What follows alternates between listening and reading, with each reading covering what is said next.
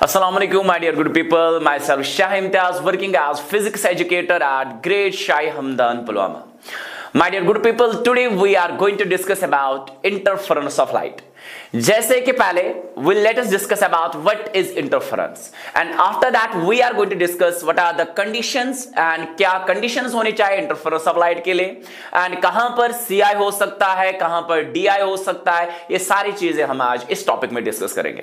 पहले सी my dear, जहां तक आप इंटरफेरेंस ऑफ लाइट की बात करते हैं, सर इंटरफेरेंस एक्चुअली होता क्या है? अगर आपके पास कभी भी दो वेव्स है, दो कोहेरेंट वेव्स है, जिनके पास सी हियर अगर मैं दो कोहेरेंट वेव्स ले रहा हूं and along with that in दो कोहेरेंट वेव्स का एक तो एम्पलीट्यूड भी सेम है एज वेल एज इनका फ्रीक्वेंसी भी सेम है, उसके बाद ये दोनों के दोनों वेव्स आपस में सुपर इंपोज कर रहे हैं एंड जो ये सुपर इंपोज कर रहे हैं ये आपके पास एक रिजल्टेंट वेव बनाते हैं। सी मारिया, आपके पास दो वेव्स है, एक तो इनका एम्पलीट्यूड भी सेम है, be very clear my dear good people, आपके पास एम्पलीट्यूड भी सेम है एज वेल एज आपके पास फ्रीक्वेंसी भी सेम है। Great Maria. उसके बाद ये दोनों के दोनों वेव्स आपस में सुपर इंपोज कर रहे हैं, हमारे पास एक रिजल्टेंट वेव बनती है, हमारे पास एक रिजल्टेंट वेव मिलती है एंड ये रिजल्टेंट वेव जो आपके पास मिली, इसका आपके पास कभी एम्पलीट्यूड ज्यादा भी हो सकता है या आपके पास एम्पलीट्यूड मिनिमम भी हो सकता है एंड जब आपके पास एम्पलीट्यूड रिजल्टेंट वेव का मैक्सिमम मिलता है तो आप उसको बोलते हो यहां पर CI हुआ है and you know that my dear good people that is going to be your node और anti node, that is going to be your anti node and अगर आपके पास एम्पलीट्यूड मिनिमम हुआ है हम वहां पर बोलते हैं DI हुआ है एंड उस पॉइंट को हम नोड बोलते हैं। ये सारी कहानी डिस्कस, बहुत बच्चों को कंफ्यूजन रहता है इसमें इंटरफेरेंस ऑफ लाइट में, क्योंकि जब आप दो वेव्स को मिलाते हैं सो हम बोलते हैं DI होगा, क्योंकि दो एनर्जी वेव्स, क्योंकि लाइट एड्स मोर लाइट। अगर आप कमरे में दो चार बल्ब डालते हो ज्यादा लाइट मिलेगा, कम नहीं मिलेगा। Actually to understand the concept in a very much good way, so क्या चीजें हैं, क्या है actually interference light, we are truly going to discuss all the conditions, all the parameters that are linked to this topic. See here, so same amplitude, same frequency, उसके बाद ये दोनों के दोनों आपस के वेव्स जो है सुपर इंपोज कर रहे हैं, इंटरमिक्स कर रहे हैं और आपके पास एक रिजल्टेंट वेव बाहर आता है। इस फिनोमेना को आप बोलते हो interference of light. Great my dear good people. Now see here, after that अगर आपके पास सर एम्पलीट्यूड रिजल्टेंट वेव का या आप इंटेंसिटी भी बोल सकते हो, इंटेंसिटी मैक्सिमम आया तो आप बोलते हैं यहां पर CI हुआ है, कंस्ट्रक्टिव इंटरफेरेंस एंड जहां पर आपके पास एम्पलीट्यूड मिनिमम आएगा या आपके पास इंटेंसिटी मिनिमम आएगा तो आप बोलते हो यहां पर हुआ है DI एंड CI वो पॉइंट होता है जिसको आप बोलते हैं बच्चा एंटी नोड। ग्रेट, अभी मैं डिटेल में बताऊंगा एंटी नोड क्या है एंड यहां पर DI हुआ है, उस पॉइंट को आप बोलते हो दैट इज योर नोड। ठीक है, ग्रेट। और बहुत सारे बुक्स में आपने देखा भी होगा सर, जब क्रस्ट, एक वेव का क्रस्ट दूसरे पे पड़ता है, ट्रफ का दूसरे के ट्रफ के वेव पे पड़ता है तो CI होता है, बट इन रियल सेंस में एक्चुअली होता क्या है that I am going to discuss. See my dear, यहां पर देखते हैं, ये तो स्मॉल सा आपके पास इंटरफेरेंस के बारे में हमने बातें की है। अब देखिए आप यहां पर अगर आपके पास दो वेव्स है, सी माय डियर, एक वेव का पहले वाले का एम्पलीट्यूड A1 है, शॉर्टकट में बोलता हूं, एंड दूसरे वेव का एम्पलीट्यूड A2 है। ग्रेट। अब ये दोनों वेव्स आपस में सुपर इंपोज कर रहे हैं और आपके पास एक रिजल्टेंट वेव मिलती है एंड उस रिजल्टेंट वेव का एम्पलीट्यूड, उसको मैं नाम रखूंगा AR, that is going to be under root of A1 square plus A2 square plus twice of A1 A2 cos of phi. Great. जरा स्क्वायरिंग ऑफ बोथ साइड्स कर लीजिए, आपके पास मिलेगा A का square is going to be, square root cancel होगा, it is going to be A1 square plus A2 square plus twice A1 A2 cos of phi. Great. Now see my dear good people, यहां पर ध्यान रखिएगा अच्छे से, आपने पढ़ा होगा जब आप एनर्जी ऑफ वेव की बात करते हो आप तीन पैरामीटर्स में एक्चुअली उसको एक्सप्लेन करते हो, इन terms of energy density, in terms of intensity, in terms of power. आपने एक फेराडे इक्वेशन देखी होगी, इंटेंसिटी हम लिखते हैं, सबने पढ़ा होता है, intensity is directly proportional to the square of amplitude. Clear? जहां पर A स्क्वायर होगा वहां पर मैं I लिखूंगा एंड या मैं ऐसे भी लिख सकता हूं डियर, मेरा स्क्वायर वहां पर क्या जाएगा, रूट, तो आप ये भी लिख सकते हैं sir A is directly proportional to root of I। ये बात सारे दिमाग में फीड करेंगे। जहां पर आप a स्क्वायर है वहां पर हम i लिखेंगे एंड जहां पर a है वहां पर लिखेंगे रूट ऑफ i। जरा ये वाली equation in terms of intensity क्या बनेगा, रिजल्टेंट इंटेंसिटी फिर इन दो वेव्स का बनेगा। जहां पर a स्क्वायर है, जहां पर स्क्वायर है वहां पर लिखने का i, तो ये बनेगा बच्चा i1 ग्रेट, ये बनेगा फिर i2 ग्रेट, ये बनेगा ट्वाइस ऑफ जहां पर a है वहां पर लिखने का रूट, तो that is root of i1, शाबाश, root of i2 and that is cos of phi। Great. So इसको मैं ऐसे भी लिख सकता हूं, इन दो वेव्स का रिजल्टेंट इंटेंसिटी आएगा i1 plus i2 plus twice of i1 i2 को मैं एक ही साथ लिखूंगा twice under root of i1 i2 cos of phi। अब यहां से इसको मैं नचा दूंगा। अब देखिए अब पूरा इंटरफेरेंस हिल जाएगा। ये दो इक्वेशंस को आप याद रखिएगा please, don't forget these two equations, this is very very important. एक तो ये इक्वेशन आप भूलेंगे नहीं, आप जहां से मैं सारे कंडीशंस इनफैक्ट सारे पैरामीटर जो लिंक्ड है वो इसके साथ डिस्कस करूंगा। इन दो चीजों को आप भूलेंगे नहीं, पहले एक इस इक्वेशन को आप भूलेंगे नहीं एंड दूसरा इस इक्वेशन वाली इंटेंसिटी को आप भूलेंगे नहीं। नाउ सी पहला कंडीशन नंबर 1, सर CI का कंडीशंस क्या है, conditions for, wait a second, conditions for CI, see here, पहला conditions for CI, conditions for CI, ध्यान मेरी और मेरा कंस्ट्रक्टिव इंटरफेरेंस के लिए। आपको पता है सर कंस्ट्रक्टिव इंटरफेरेंस में एम्पलीट्यूड क्या होना चाहिए, मैक्सिमम।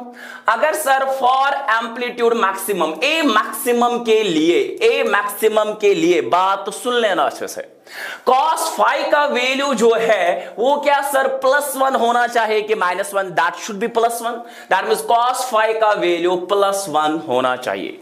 ठीक है, सो हमारे पास क्या मिलेगा तब, रिजल्टेंट एम्पलीट्यूड दो वेव्स का मिलेगा, that is going to be C cos phi क्या का वैल्यू क्या डालना है +1। आपको रिजल्टेंट एम्पलीट्यूड पता था, that was a1 square plus a2 square plus twice of a1 a2 cos of phi।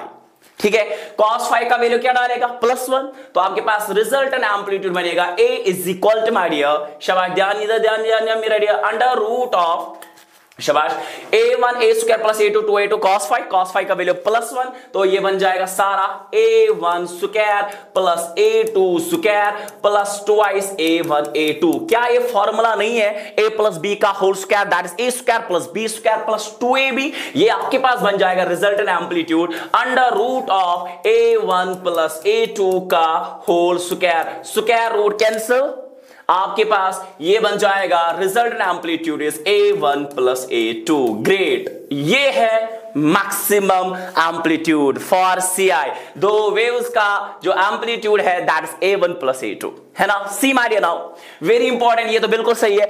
अब मुझे बोलना है cos phi फेज डिफरेंस अगर दो वेव्स के बीच में क्या होगा, so that my dear good people वहां पर आपके पास CI होगा। सी मैंने भी बोला cos phi का वैल्यू क्या होना चाहिए +1, जरा इधर देखिए आप, वेरी इंपॉर्टेंट, cos phi का वैल्यू +1 होना चाहिए। सर कौन से cos के वैल्यूज +1 होते हैं, all the cos even pis और the positive one, all the cos even pis और द पॉजिटिव वन। सो मैं ऐसा नहीं लिख सकता हूं क्या, cos phi is equal to cos of 2 times 2n times of pi, n का वैल्यू 0 1 2 3 4 5 6 सो ऑन पुट कर लीजिए, आपके पास बच्चा वैल्यू मिलता जाएगा and that to the positive values. ठीक है, n का वैल्यू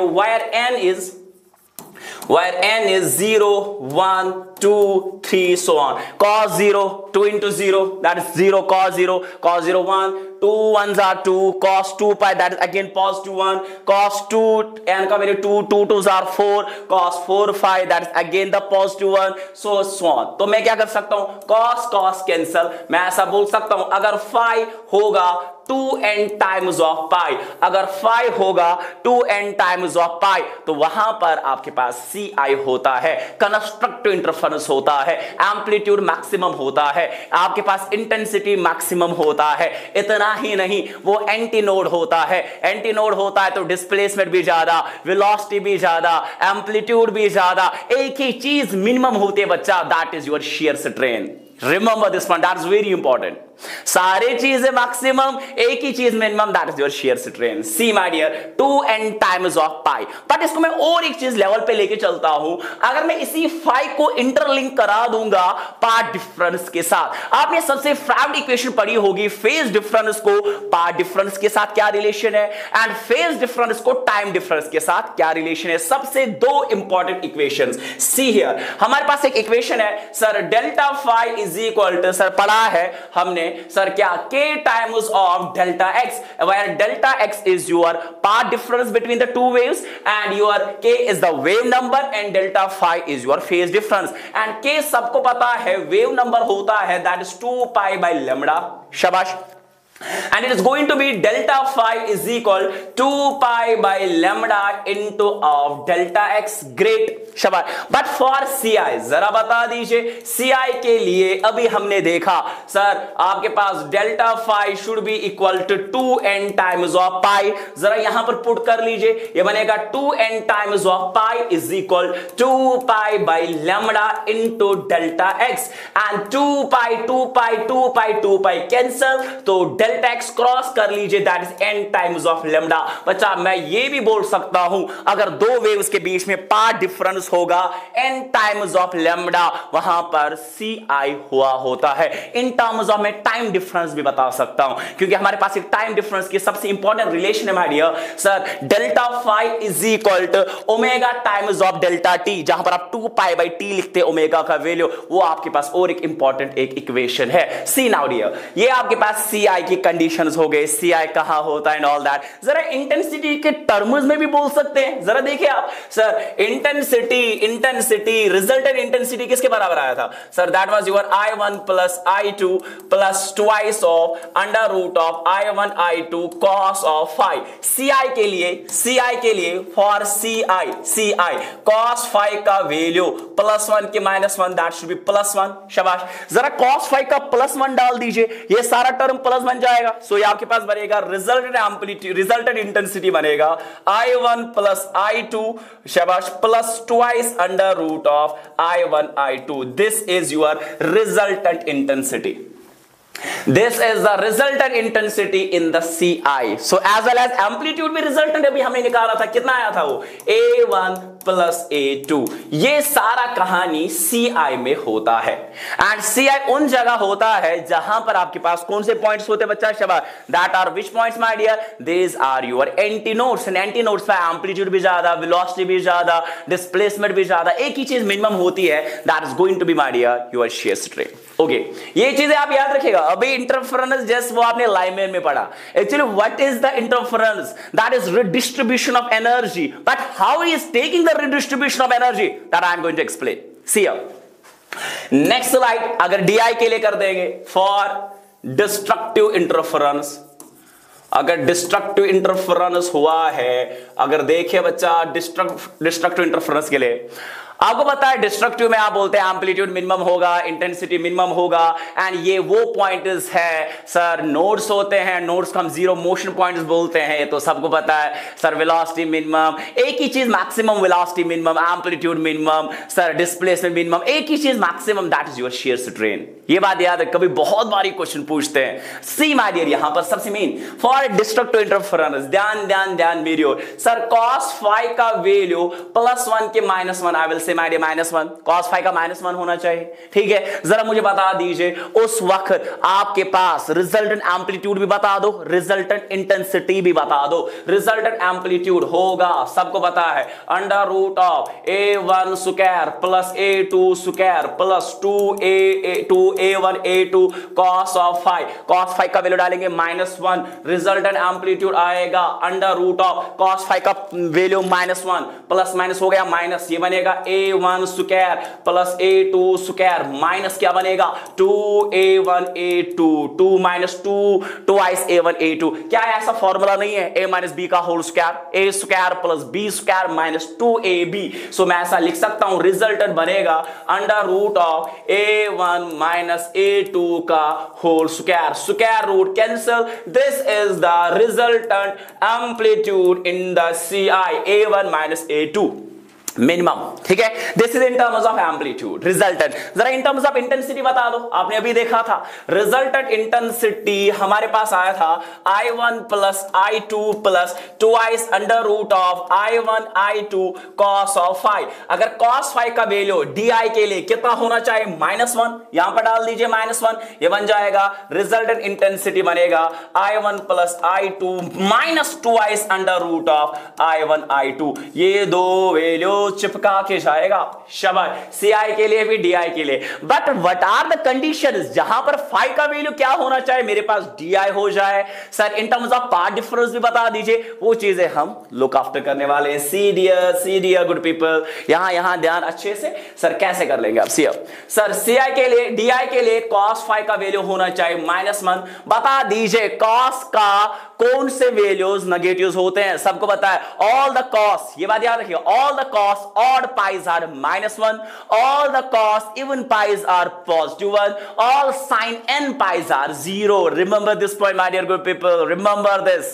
so मैं ऐसा नहीं लिख सकता हूं cos phi -1 cos phi -1 DI होगा, तो that means सर क्या ऐसे लिख सकते हैं cos phi? अब मत ना लिखूंगा मैं, phi होना चाहिए sir pi, 3 pi, 5 pi, odd multiples। तो ये तो पागल वालापन है, अब अलग अलग लिखना। तो एक ही कंडीशन जनरल डिसाइड करते हैं। सर मैं ऐसा लिख सकता हूं cos of 2n-1 times of pi. जरा डाल दीजिए वायर n होगा 1 2 3 4 सो ऑन। सर ये कंडीशन इसको सेटिस्फाई करता है, शाबाश। देखिए आप n का वैल्यू 1, 2 1s are 2, 2 - 1, 2 - 1, 2 - 1 क्या होगा? 2 - 1 बता दीजिए, 2 - 1, 2 - 1 that is 1 cos pi, that is odd। बिल्कुल सही, डाल दीजिए 2, 2 2s are 4, 4 - 1 3, again odd, all the cos odd pi's are -1। डाल दीजिए 3, 3 2s are 6, 6 - 1 that is 5 cos 5 pi, that is again the odd multiples of pi that are -1। याद रखें इस चीज को, cos होगा कैंसल। सो जब pi होता है 2n-1 टाइम्स ऑफ pi, याद रखेगा तब आपके पास DI हुआ होता है। ये बात याद रखेगा, 2n-1 टाइम्स ऑफ pi जब ऐसा phi होगा तो आपके पास DI हुआ होता है। सी हियर, इसको और लेके चलते हैं इन टर्म्स ऑफ पार्ट डिफरेंस, ठीक है। हमने भी एक रिलेशन देखा था, सबसे इंपॉर्टेंट रिलेशन क्या देखा था sir? Delta phi is equal to sir किसके बराबर? Sir k times of delta x, one of the favourite equation sir, where there is linkage of, जहां पर रिलेट होते तीन टर्म्स, एक तो फेज डिफरेंस, एक तो आपके पास वेव नंबर और पार्ट डिफरेंस, और दूसरे वाले रिलेशन में टाइम डिफरेंस, ग्रेट ओमेगा, ठीक है, angular frequency and my dear one of more important term that is your delta phi. ये दो इक्वेशंस हैं जो आपको इंटरलिंक कराता है time difference with the phase difference and your part difference with the time difference, ठीक है। सी delta phi की जगह क्या डालेंगे? 2n-1 इंटू पाई।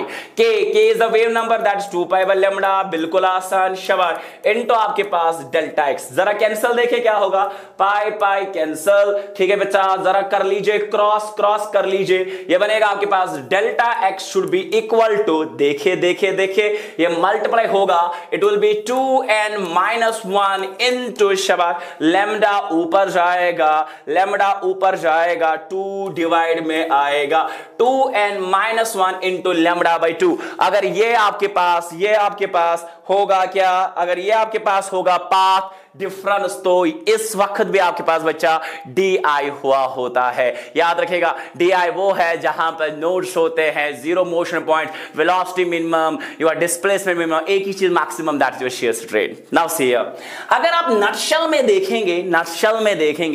देखेंगे सर, यहां पर थोड़ा सा मैं एक ऐसा कर देते हैं, यहां से CI था कंस्ट्रक्टिव इंटरफेरेंस, ठीक है, एंड यहां से आपके पास DI था डिस्ट्रक्टिव इंटरफेरेंस, ठीक है मेरा डियर। CI एंड DI देखे आप यहां पर, CI में जरा बता दीजिए रिजल्टेंट एम्पलीट्यूड क्या है आपके पास, that is A1 plus A2, शाबाश। यहां पर कितना आया resultant amplitude? A1 minus A2, बिल्कुल सही।